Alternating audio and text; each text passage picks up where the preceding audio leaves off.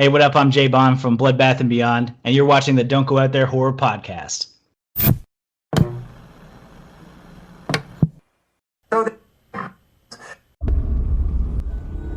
They've conquered the big screen. Now, get ready for the spin-off sure to send chills down your spine. It's Nico, Brian, Mike, and Dustin in Don't Go Out There, the series. Welcome back, everybody, to DGOT, the series. We really appreciate y'all listening. We hope y'all have been enjoying these series reviews. I know we have. It's been a lot of fun. Just want to give a quick shout out to our website, don'tgoouthere.com. Everything about our podcast is on the website. All of our episodes and interviews, if you want to check those out. We've done some incredible interviews in the past. Go check them out there in a specific tab by themselves so you don't have to scroll through hundreds of episodes on Apple or Spotify, etc. We also have our store if you want to grab a shirt, a mouse pad, a hat, all that good stuff. We'd love to see your pictures, rep your favorite podcast. And Shan's Etsy page is also attached if you want to grab a tumbler. All of our social media links are on there as well. Facebook, Twitter, Instagram, YouTube, TikTok. Like us, subscribe us, follow us, all that good stuff.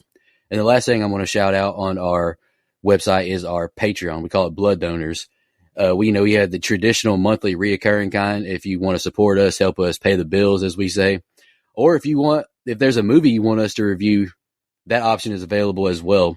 Just check out our website, don'tgoouthere.com. Also, if you haven't noticed, we've recently joined the Believe Network, so there's some ads on our program now. But if you want ad-free content, go check us out on Blood Donors. The ad-free episodes will be available there. We appreciate your support. Appreciate y'all tuning in. We are continuing on with Dahmer, episodes 3 and 4. We appreciate y'all tuning in. This has been an interesting show to take on for sure because it's horror for sure, but it's also real, so it's very difficult to take notes on something that's happened in real life. It's not like another slasher. Like, this is something real victims, real situations, but it's been fun diving into it, to the production side of it. But I think episodes 3 and 4 are both very good as well. Like, I don't know about rating each episode individually like Dustin has, but I enjoyed both episodes. I'm enjoying Evan Peters' portrayal as Dahmer. I think he's done a fantastic job. Brian, you want to go next? Just general thoughts?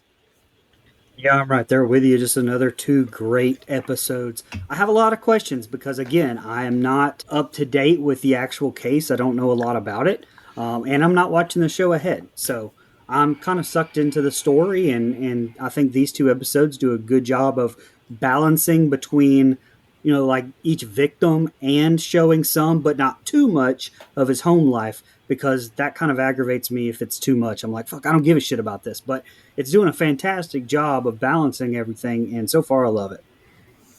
Yeah, I think this is a tough couple episodes to take notes on, I guess. But I think that it's doing a good job of keeping me invested, and by bouncing, present day, the 70s, the 80s, the 90s, whatever the time frame may be. I think it's doing a good job of showing me parts that I might not be thinking about, parts of the story that I might not be thinking about at the moment, instead of telling it in a straightforward way, because I think I would get bored with it. I think I was like, yeah, I know how this turns out. Like, let's get to it. But by bouncing the timeline around like that, I just think it's really effective. So these are 2 more good episodes. I agree with that. The nonlinear storytelling in this works really, really well because of that. I agree. Yeah, especially for a guy like me who likes nonlinear storytelling. So it's really effective. That's not what I heard. Can't believe everything here on the internet, brother. But Dustin, you got episode 3, scene by scene, whenever you want to kick us off. Yep. Episode 3, Doing a Dahmer. We open with a title card, Milwaukee, 1959. We see Jeffrey's mom in the bathroom taking a pill, and then we see that she's pregnant.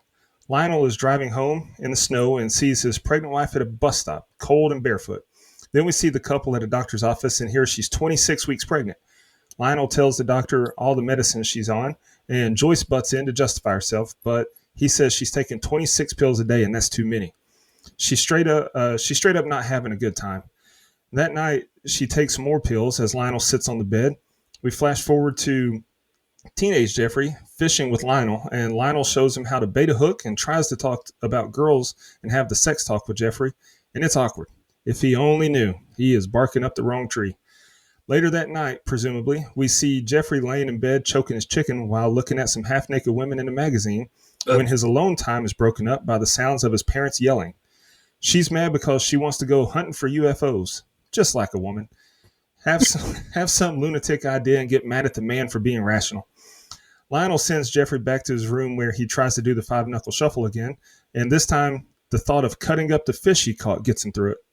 At school, some jocks want Jeffrey to do an impression of a mentally challenged guy, which cracks him up, and they say that's called doing a Dahmer. Jeff's impression continues, only this time he's quoting his dad from the argument he overheard, which baffles the jocks. Jeffrey goes to science class, where they're going to bisect some pigs, and his partner does not want to do it. Jeff tells her to shut up, which gets one of his classmates to give him a look of approval. And Jeffrey seemed to have really liked that as he smiled. What'd you guys think? Yeah, I don't know who named. I get what the doing a Dahmer meant, but I thought it was a stupid name for an episode. Anyway, Clement Virgo directed this bad boy. I mean, probably best known for directing The Wire. He's Canadian, where the best wrestler of all time is from. Shout out Canada. If we have Chris any listeners Benoit. from up there, hey, whoa, hey, Oh, nope, not him. oh, He did. Virgo did the last episode of Dahmer too. So if someone shouted out them, my bad. But I vaguely remember The Wire being brought up. But I feel Yeah, it like was me. Dustin mentions that a lot, so I didn't know if it was because of him directing it or not. I'm not. I call him Virgo the Carpathian. That's a Ghostbusters 2 joke there, Dustin, Nico. Nice. But yeah, I'm gonna call Hey, this whoa, out. whoa! I like Hey, my bad. Ghostbusters too. That's right. You're right. more than my me, bad. actually,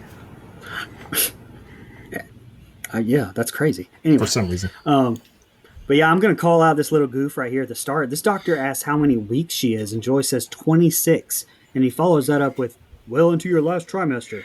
My guy, I didn't go to medical school, but I have had 4 kids, and the last trimester doesn't even start till week 27. So maybe find another doctor there, guys. But then again, some other doctor's giving you 26 pills per day. So goddamn, maybe they're all bad. I kind of love the way that Virgo shoots Dahmer cleaning his fish for the first time too, up close with the soundtrack. I definitely wants to say like, "Hey, this is symbolism if you don't get it." So I mean, take that as you will. But I really liked the shot, and I said take that as you will because I mean, this is just normal stuff, but it's also a TV show. So I know some stuff like this is just going to be over sensualized for suspense. Like it's not a nitpick at all, but I get it. I definitely could have done without the beating off scene. I mean, we fucking get it. The dude doesn't like girls as much as he feels like he's supposed to. I get it. I don't need to see some dude beating a limp dick to an old playboy or beating off the fucking fish guts. Jesus Christ. I don't need to see it. Go ahead, Nico. Well, that's fair. That's fair. First off, I just want to give a shout out to all of our lady listeners. Appreciate y'all for sticking around for whatever reason, but we love you guys. This opening scene is intense and something that I can't relate to on any level. I'm not a pregnant woman or a husband sitting beside my struggling wife. I thought it was a tough scene. Joyce pulling her hand away that aggressively from Lionel was tough too. Like she's fed up with him, you can tell. And I'm going to say it again, Richard Jenkins and Evan Peters do fantastic as Lionel and Jeffrey. I really like their chemistry and camaraderie. This fishing scene, talking about girls at school, was very well acted and portrayed by the two men. Jeffrey lets on to Lionel he's not attracted to any of the girls, which I'm sure is not easy to hear for a father in the 70s. We're diving into more of Jeffrey's parents' marital issues and his troubling upbringing. Jesus, I can't read. Again, I say I can empathize, but that does not justify what he becomes in the future. Brian, rubbing one out thinking about gutting the fish is outrageous. Like, what the hell is going on, man? Jeffrey saying, shut up, Denise. That sent me. I'm not going to lie. I thought that was hilarious, him telling her to shut up. Another good opening of the show as we dive in more learning of the Jeffrey Dahmer story. I thought it was a great opening. And, yeah, beating off scene. Shout out. Did A24 do this? Go ahead. Jeff cuts open the pig, and his partner is disgusted. His teacher scolds him for taking the heart out too early, but then commends him after class. Jeff asks the teacher if he can take one home to practice, something no one had ever asked the teacher in 22 years, and the teacher says okay. In the hallway, the classmate who Jeffrey shared a moment with talk about the partner for a minute, and Jeffrey asks the guy named Chaz if he wants to come over after school and dissect the other pig, and Chaz declines the offer. We cut to an office where custody of the two kids is awarded to Joyce. Later, Jeffrey gets home and Lionel has a talk with him. Jeff asks if he gets to live with him, and Lionel says they'll figure that out, and then asks about the smell, which is Jeff's pig. Lionel tells him to keep at that and that he's a good boy, and walks off. We see Jeff driving down the road where he sees a fella running with his shirt off and almost sprained his neck trying to get a better look. He arrives at home where Joyce is loading up the car with Jeff's little brother, and Jeff tells her he can't go because he has graduation and prom, but turns out he wasn't invited anyway. She's a real B-word to Jeff, and he tells her to take his brother and go chase UFOs, to which she replied, "They're real," which made me laugh hysterically as she drove off. Jeff goes inside the empty house, and first order of business is to move the weight bench into the living room. Just dudes being dude stuff. After pumping some iron, he goes for a drive where he sees the shirtless guy running again. Next stop, the liquor store, where he picks up 2 sixers of some Budweiser and heads back home. At home, he drinks some beers and then decides to dance a while. We see him buying more beer and is having a full-blown conversation with himself now. Next up, more roadkill operations, more dancing, and then we've moved on to him getting naked and flirting with his imaginary friend before sitting in the garage looking at some acid in a bucket. Go ahead. It's insane behavior. So, is it true that Dahmer wanted to take the pig home, or was that for the show? Because, god damn, man, like, all these people in his life enabled this shit. Like, this is crazy. And that wasn't an excuse at all. All right, so I don't think that this is to humanize him. But I do think that it does a great job of contextualizing the environment that allowed a predator like this to slip through the cracks. Like, all the signs were there, and everyone in his life ignored it or made excuses for it. Shout out to Penelope Ann Miller for her performance. I mean, she sells her. You know, let's go with, I don't know, mental shortcomings. She sells those fantastically. And you know, she played Joyce in Kindergarten Cop as well. Love that movie. It's Who not is a it, Daddy, tumor. and what does he do? It's not a tumor. But Evan Peters too, man. Like, him in this drunken state, you know, combined with the way it's shot from Virgo, very disturbing.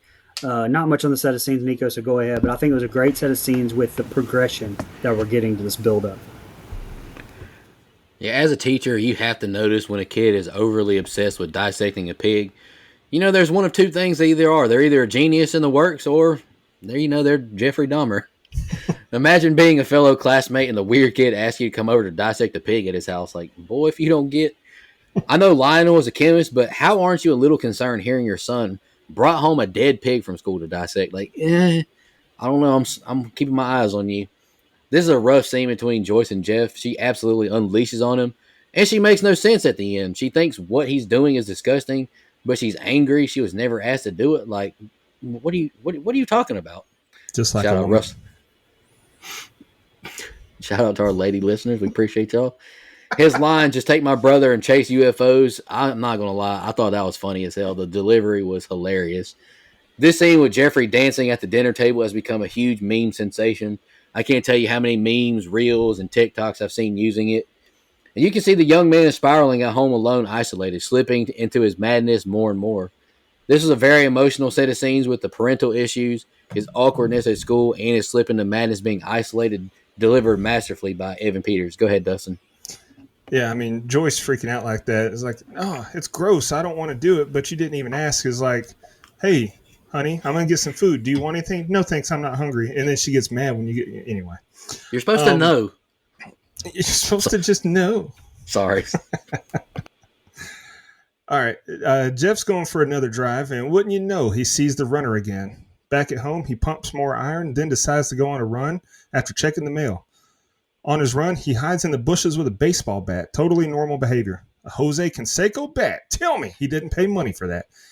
When he sees the shirtless guy running again, he pops out of the bushes with the bat, but instead of hitting him, they decide to go back to Jeff's for some beers.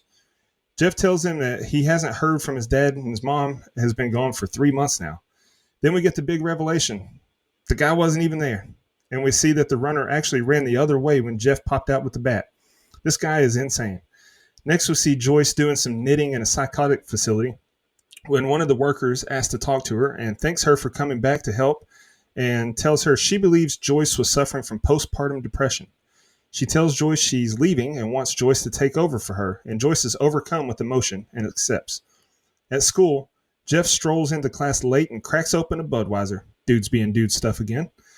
After class, a counselor talks to Jeff about college and says she knows he's going through a tough time. He's persevering through a rough patch. Jeff says he's good at science and likes dissecting animals, but he's not good at math, so those careers are out. He says he's also into physical fitness, but it's not his dream. He says that maybe not everyone gets to have a dream, at least not people like him, which confuses the counselor. We then see Jeff driving and listening to Casey Kasem on the radio, and he sees a hitchhiker looking for a ride to a concert. Jeff asks the guy to come back to his house and have some brewskis, smoke some weed, lift some weights, and then he'll take him. And the hitchhiker, Steven, agrees. At Jeffrey's house, they're smoking the bud and Jeff's lifting weights, and Steven says they need to get going, but Jeffrey wants to have another beer and stay a little longer. Jeffrey goes in for a kiss, but Steven is thrown off and pushes him away, and the next set of scenes is the ending. Happy for him persevering through that rough patch. But listen, I'm sorry. This sounds like stupid review talk, I know. And you guys listening, I'm sure expect us to be experts, and sometimes we are, but when I'm personally watching this, again, I'm reiterating I have no idea about this story, and I'm watching all this for the first time, so hopefully you're not like, God damn, this fucking Brian, more than usual, and hopefully I'm asking some stuff that maybe a few of you are too. So with that said, is the dude Dahmer keeps seeing running the same jock from school that he tried to be real friends with? Are they the same guy? I don't think so, but I'm not 100% sure either. They kind of had that same 70s teenager look, so I really wasn't sure if it was the same guy or not. Okay, well, good. At least maybe that was a good question. Also, did Lionel think that, and I wrote this down as I was going. So I thought, I was like, did Lionel think that Jeff left with his mom? Because no way, it seemed out of character for Lionel to leave him at home alone like that.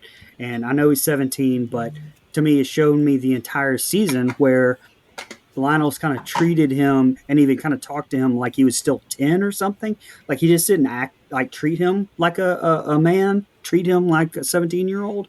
So leaving him by himself kind of seemed out of character. But later, next episode, that answered that question, obviously. But yeah, nothing else really on the set of scenes from me.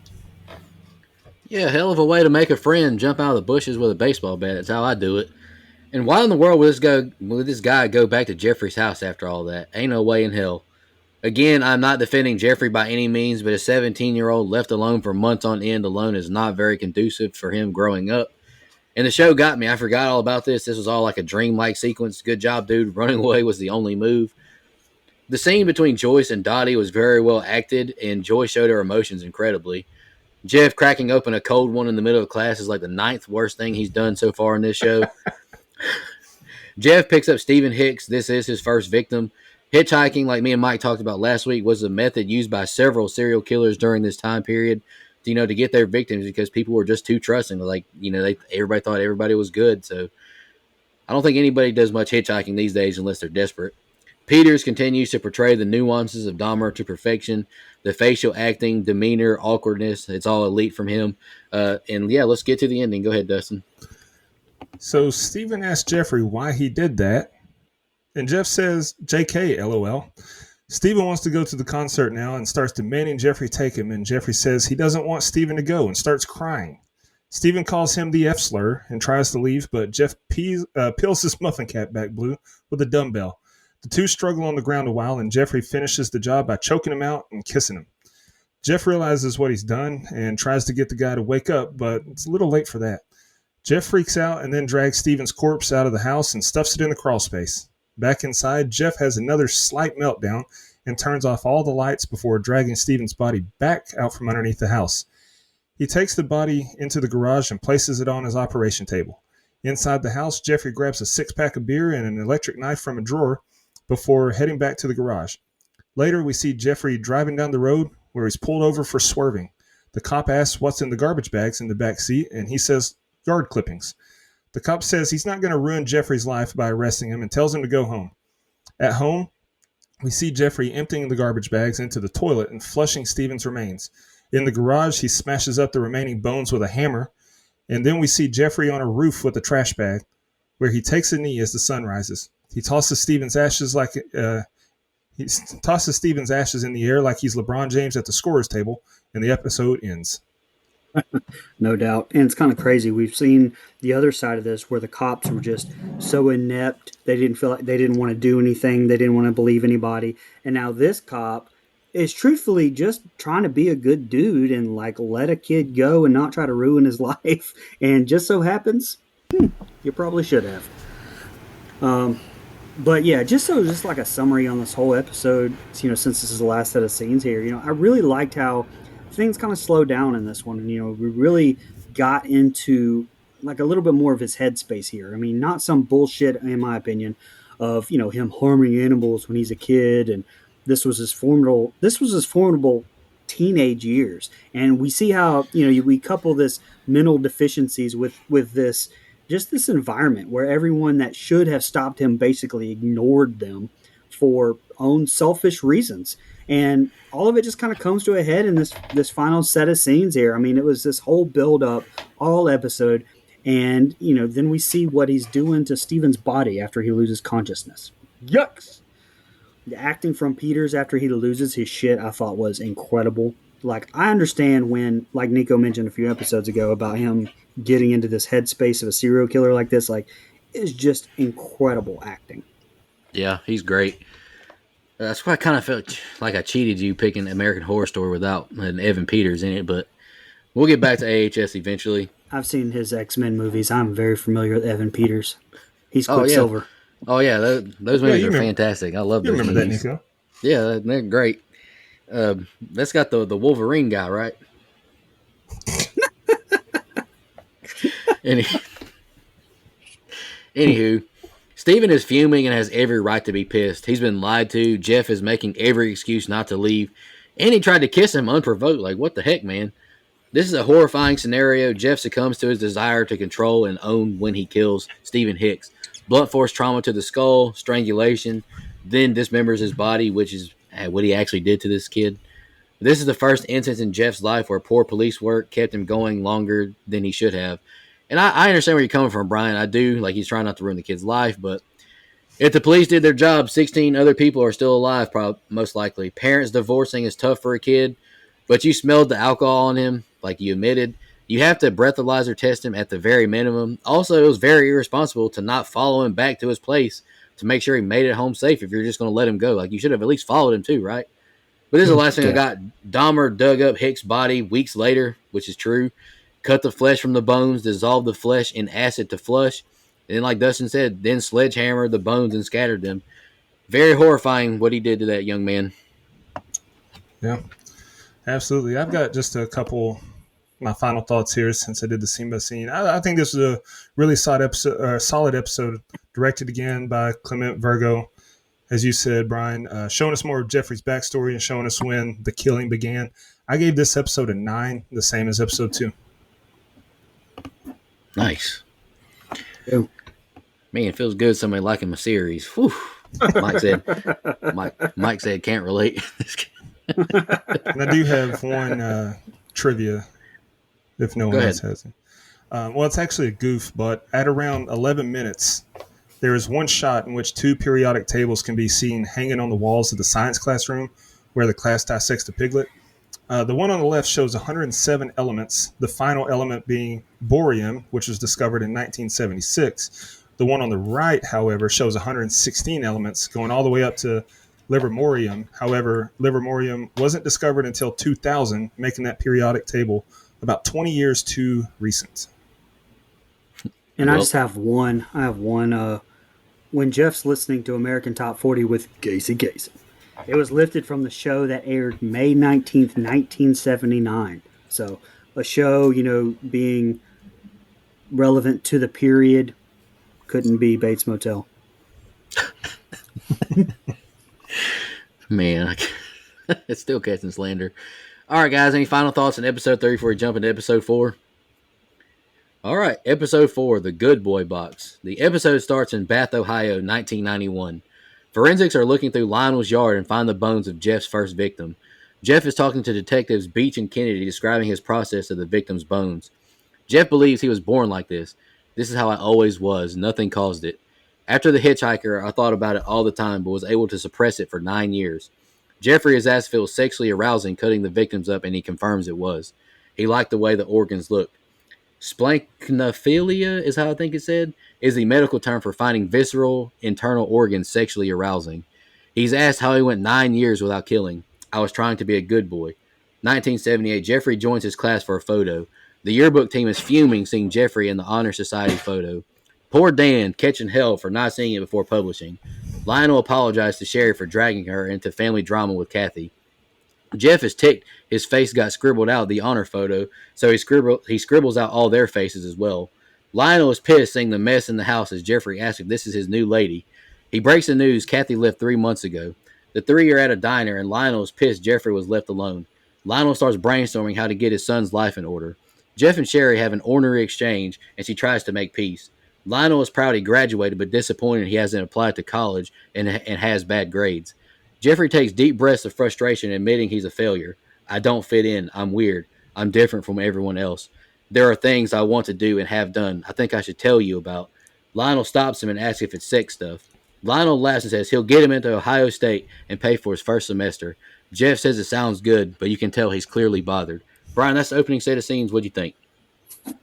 I think it's called, the technical term is sick as fuckophilia is what I think that's the actual medical term for it. But I think that there's more insight into Dahmer here with this interview at the start of this and the whole psychiatrist showing the psychiatrist and what they were literally than anything so far, like all put together.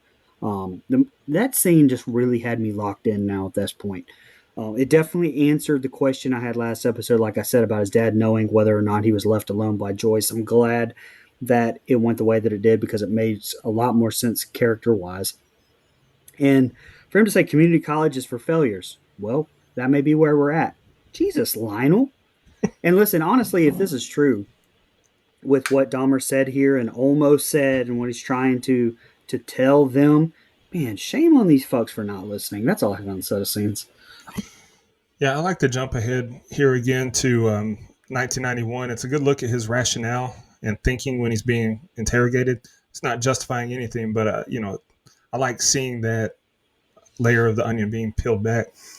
Dahmer sneaking into the National Honor Society photo was hilarious. My senior year of high school, a couple of friends and I snuck into a bunch of club pictures for the yearbook. Good times, just dudes being dudes again. Lionel has some nerve to get upset with Jeff when he saw how messy the house was. Bro, you and Joyce abandoned him. What did you expect? Like, I agree, Brian, when you said that last episode, I was like, maybe he thought that he went with or with Joyce, but showing back up and then having the nerve to get mad at him, it's like, Lionel's not a good dad, bro.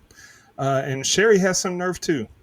I love your father, which means I love you. Girl, in case you haven't noticed, Lionel does not love Jeff. Jeff is trying to confess and open up. The man just changed the subject and offers to pay for college. This is a decent set of scenes, albeit slower from a note-taking stance.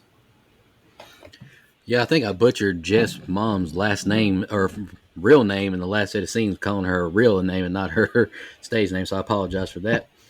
At the Ohio State University, Jeff starts doing push-ups on the steps like he's doing some TikTok shit for attention.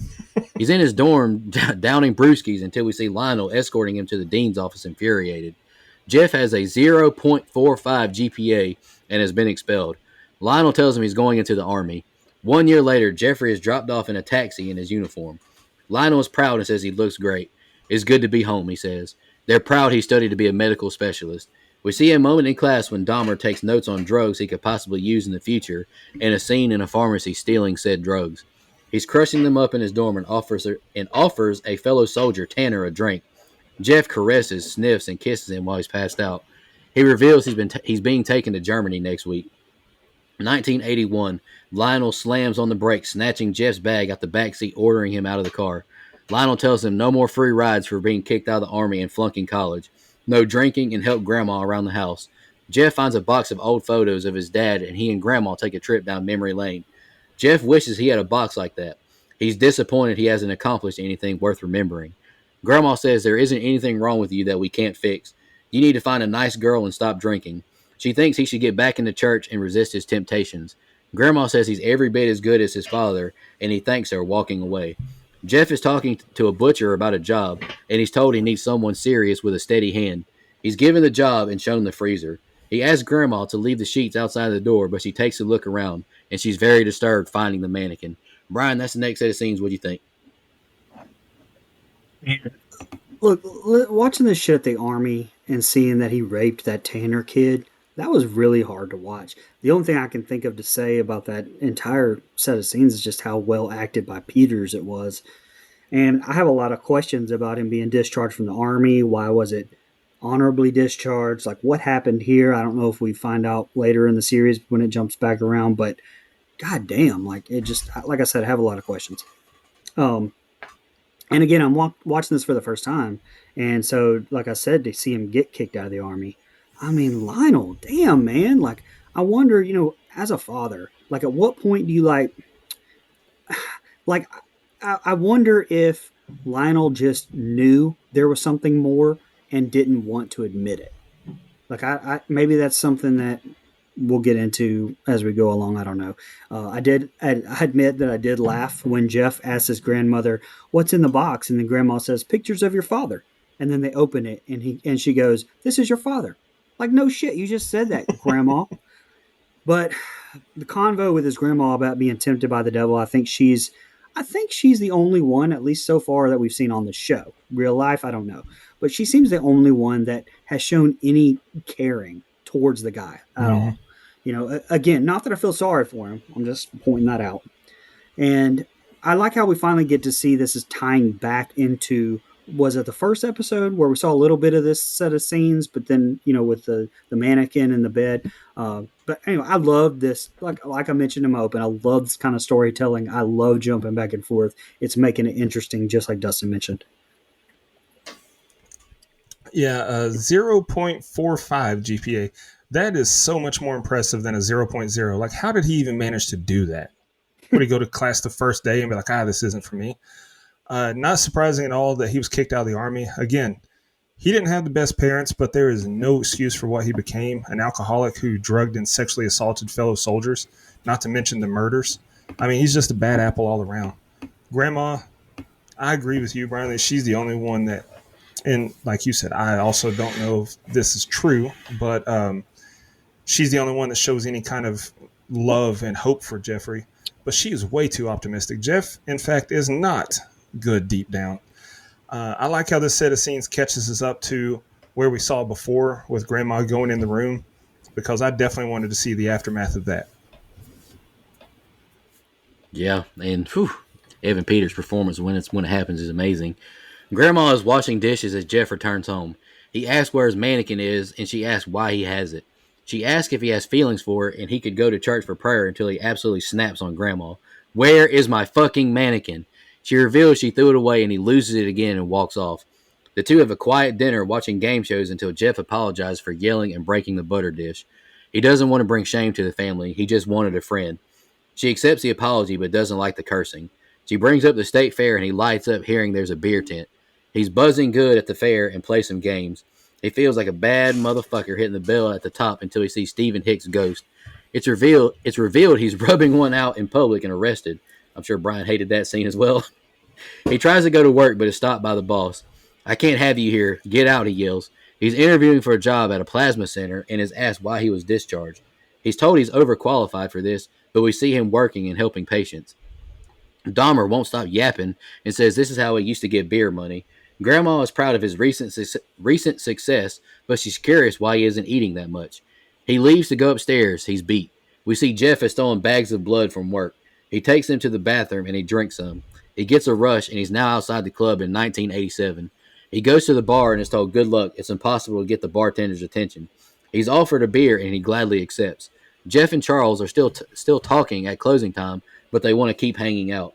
Charles gets them a room at the bathhouse. The two make it to the room, but Jeff is nervous. He says he's not very experienced. Jeff asks to lie down so he can hold him, and Charles agrees. Jeff touches his body, thinking of his time with the mannequin. Jeff wakes up, and Charles says he's got to go to work. It's 7:30 now. Jeff is back at the club dancing with another man. The two go back to the bathhouse, and Jeff has him take his shirt off, but leaves to go get some drinks. He uses like a coaster to crush the pills and takes a sip of his drink and spikes the other. Brian, that's the next set of scenes. What do you think? Yeah, I think Netflix has watched the success of A24 and been like, They like gave some notes to the Dahmer writers, like we're gonna need some more beating off scenes, and they put them all right here. And man, look, Peter's losing his temper with his grandma here. My grandma would have called my dad stat. But again, just more incredible acting from Peters. You know, we've talked about this cast, but has anyone talked about his grandmother, Mikhail Leonard, Olivia Walton from the Waltons back in the day? Absolute fucking legend. Uh, and the way that Jennifer Lynch shoots this scene at the fair is pretty incredible.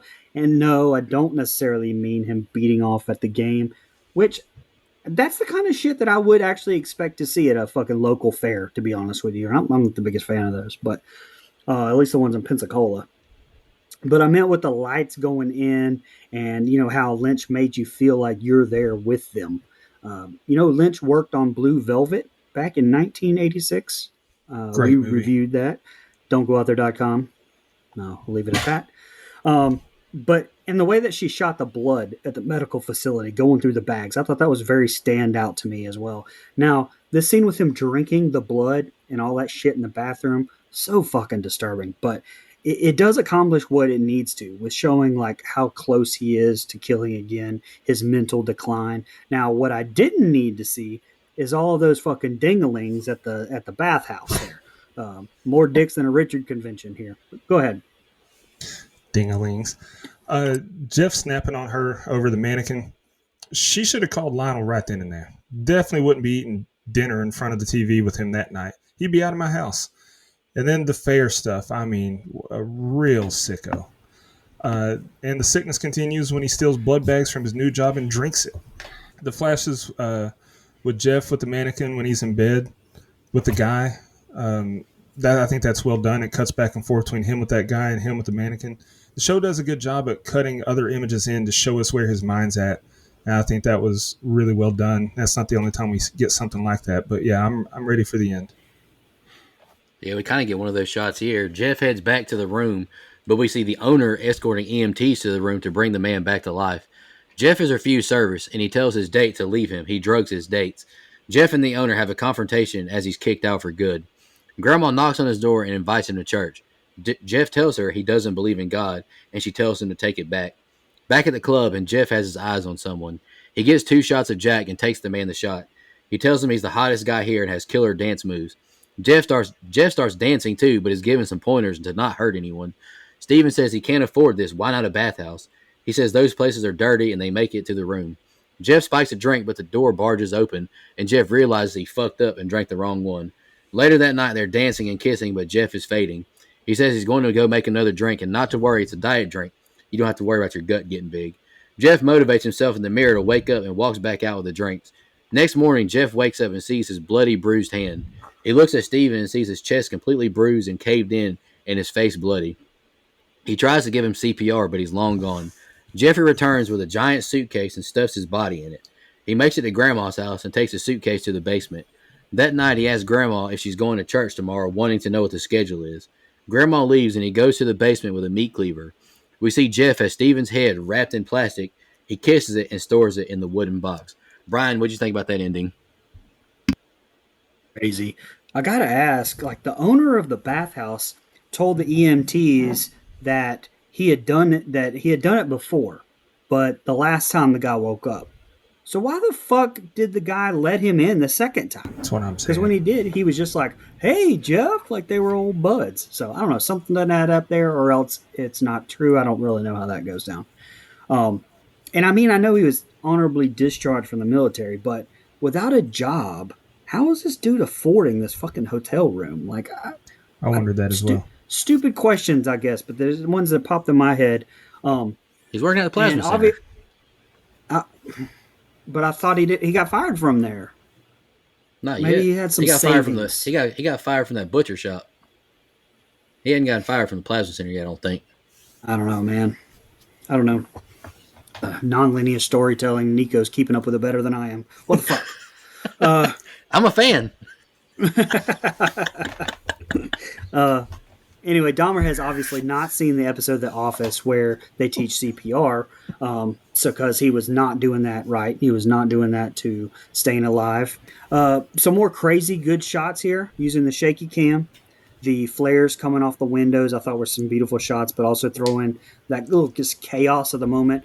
But then that shot at his grandma's, kissing that decapitated head wrapped in plastic to end the episode. My thoughts right off the bat is holy shit, but also, man, that's going to stink later. How are they going to explain that? So we'll see. Yeah, the bathhouse owner saying, "You want me to call the cops?" Yeah, pal, you should have. Like, how many lives would have been saved if he was arrested for drugging guys and leaving them there? I mean, if you call him right then, Jeffrey might run off. Whatever. Let him in the room, and then as soon as he walks off, call the cops right then. Be like, "Hey, he's the guy who's been doing that. He's got another one in there. Show up." Think about. I mean, it's just the logic. Jeff accidentally drugging himself was awesome. I wish he would have died right then. I'm not gonna lie. The reveal of what he had done was very well done. Like the angle that it shot from, we see Jeff's hand raise up a little bit and it's bloodied and bruised. We see that first, and then we pan out and see the other guy. Like that's elite directing and cinematography right there. That's good stuff. But then he stuffed the guy's body in a suitcase, which okay, maybe he really did. I don't know, but if he did, I won't knock it. But he sat that close to his grandma's house, and she didn't see him. She didn't see his car. Like, she had barely pulled out of the driveway, and he pulled into it. Like, come on. Have some awareness, Grandma. How does she not see him? And then, last thing I got, I acknowledge that he didn't have the most fairy tale childhood, which this episode does a good job of showing us even more of that. But as we've said, that's no excuse for what he became. Alexander Hamilton, Andrew Jackson, Marilyn Monroe, Nelson Mandela, they were all orphans. Jackson was a bad person. He was not a good person, but he became the president. So you don't have to become a serial killer just because you don't have loving parents.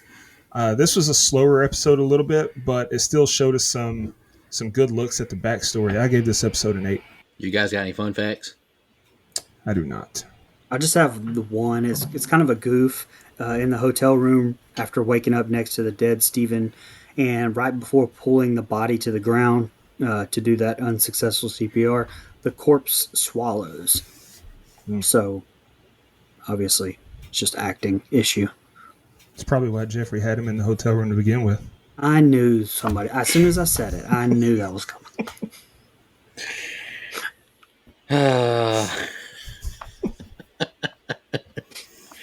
It's just very disturbing to know that he actually did that. He did, like, that's real. He went and got a suitcase and took that dude's body out of there in a giant suitcase. That's scary. So that's really how he did it. Yeah, he went and bought a big suitcase and carried him out. That is insane. I mean, he's insane. That's crazy to me. Like, I don't know. In my mind, a hotel employee sees you take an empty suitcase into a room and then carry, because, it had wheels on it in the show. I don't know if it really did. But that thing was heavy. He would have been struggling with it. And oh, yeah. It was bursting at the seams because there's a freaking human body in there. How did no employee stop him and be like, "Hey, what do you got in there?" Because in my mind, they're like, "You got a TV in there? Like that's heavy." Not only that, but and this may answer my questions later on down the road. But I mean, was nobody looking for that guy? So did that very expensive hotel not have cameras? A camera system. Did police not track it back to there? Like, I have a lot of questions about at least this particular kill. So, unless that guy was at least the hitchhiker guy I can maybe see, but this guy was local. So I don't know. Yeah, and I have those same questions, and I struggle with, I guess, placing the period because, like, I don't know how advanced security cameras and stuff would have been in that time. Because they went there late. They went there super late at night. I mean, like, who knows, like, how observant they really were at nighttime too. Yeah, they probably were just thinking there's two gay dudes getting a hotel, and they didn't want to pay attention to it really because how they were back then. There was blood on those sheets, though. So when housekeeping comes in and sees blood on the sheets, like, I might ask the cops or alert the cops. Yeah. I mean, if you haven't noticed, the cops didn't do a very good job with Dahmer for a long time. No. And honestly, at this point through 4 episodes, I don't know how fair this is in real life, but I'm placing majority of the blame for these victims. Obviously, it goes to Jeffrey Dahmer, but I'm saying someone else who could have prevented a lot, that bathhouse owner, man. Like, he's in there doing this. How many lives How much blood is on your hands, bud? True. Yeah, no, I agree. We'll be back. I've had a good time reviewing these 2 episodes. We'll be back next week with episodes 5 and 6. We appreciate y'all tuning in. We hope we've been doing a good job, and we'll be back next week. Thank you so much, everybody. I'll see you next week. And in the meantime, take care of yourself. Just want to remind everybody